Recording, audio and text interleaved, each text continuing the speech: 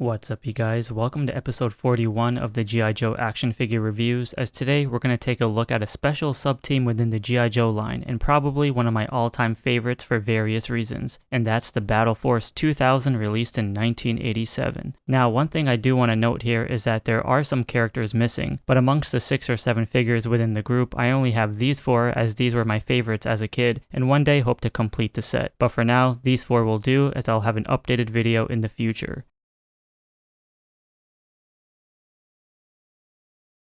So up first, we'll take a look at Avalanche. As his bio states, he declined joining his family's business when younger that actually involved smuggling and bootlegging. Avalanche joined the army instead and spent most of his youth in the woods. So when he and 20 other men were left in the wild with just a knife and a compass, Avalanche was the only one that survived. Looking at his head sculpt, he has a white helmet on with an interesting design and textures and brownish orange camo patterns seen throughout the body. The main highlight here is the microphone piece that he comes with and that's pegged onto the left side of his helmet, and this thing can easily be lost, so gotta be careful when moving it around. Otherwise, the facial expression is decent with the strap on the chin. The torso is white with the same colored camo spread throughout, as here, the figure contains some sort of silver armor by the right shoulder with a bandolier on the left, as well as silver padding by the left shoulder. If you look closely, you'll see some unique sculpts by not just the torso, which contains padding, but the shoulders and wrists as well, like the gloves and the watch on the left hand. But because it's all white, it may be a bit hard to see. Moving on to his waist, he has silver pouches which breaks up the color scheme well, and even though the legs continue with the camo, the left leg has 2 gray straps with some kind of accessory, I'm not really sure. The inner thighs has padding, and he is wearing silver boots which has minimal sculpting, but it's fine. As for accessories, aside from the microphone, he comes with a silver rifle which has an interesting design to it.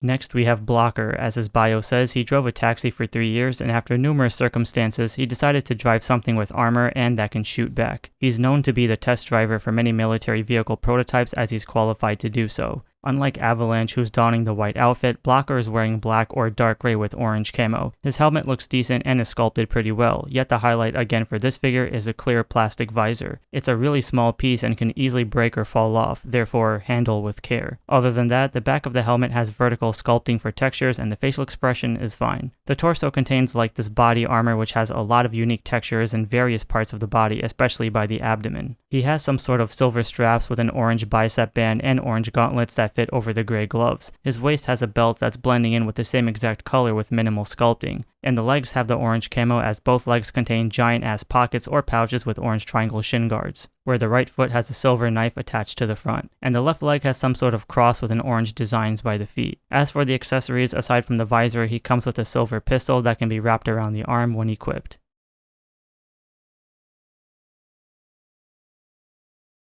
Next, we have Blaster, and I love this one. According to his bio, Blaster built a hovercraft at the age of 13, and later on in his years looked for ways to build new prototypes. He eventually took his design to the military, and they admired his obsession to prove it can work. Looking at his head sculpt, this has always been one of my favorites growing up. He has a removable face mask, in which for this review I won't take it off, but it's thick and covers most of his face. The helmet also contains silver gadgets seen throughout the side and back, which is sculpted really well and contains blues by the front which contrasts against the light green. Other than that, the facial expression is a bit hard to see, but it's casual. His torso is mostly in the green color with an olive green armor piece over it and dark green camo. There's also gray straps creating an X which is off-centered but adds a lot of characteristics to the figure, and it even goes throughout the back. It also connects to these textured pouches in the same color with camo, as his arms have green rolled up sleeves, with the right hand wearing black gloves with some sculpted details, and the left hand with the blue wrist piece and green gloves. Gotta love the colors for this one. His waist has a thin black belt with straps onto his thighs, where the right leg has a blue device which I'm not really too sure what it is, and the left leg has a green pouch or pocket.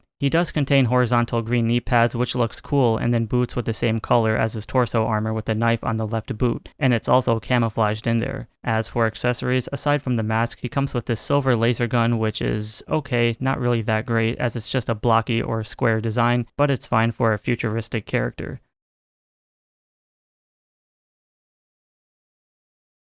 And last but not least, we have Dodger, another one of my favorites. Dodger is well versed in the use of different high-tech driving vehicles, whether armored or fighting, and what makes him special is that he's not dependent on any hardware to function, and that's what makes him a person to depend on. His head sculpt is awesome, and even though it's less futuristic compared to the other three in this review, it's still badass. I love the color green, the gray camo, and subtle details like the chin strap. I think a flashlight and attachable microphone to his helmet that makes it a highlight, so once again be careful as you might lose it. Otherwise, the facial expression is standard. The torso, however, has him wearing armor, where the orange portions has such great details and textures that really stands out if you were to look closely. And then he has the layer on top, which is the green pouches, which aren't sculpted too much but fine for what it is. And then above those are the gray straps with a lot of cool detail. I wish there was some coloring on them, but I'll let it slide. His arms are bare but is seen wearing gray straps on the right hand, whereas the left one doesn't, but both have green fingerless gloves. The waist contains the textures but doesn't have him wearing any belt, which is interesting. Yet the pants are colored in the same green, making it in unison, so I like that. It does contain gray blocky camo designs with 2 gray pads on the side of his legs, as well as the gray knee pads. And then there's also these gray braces over the green padded shin guards that hover over the boots.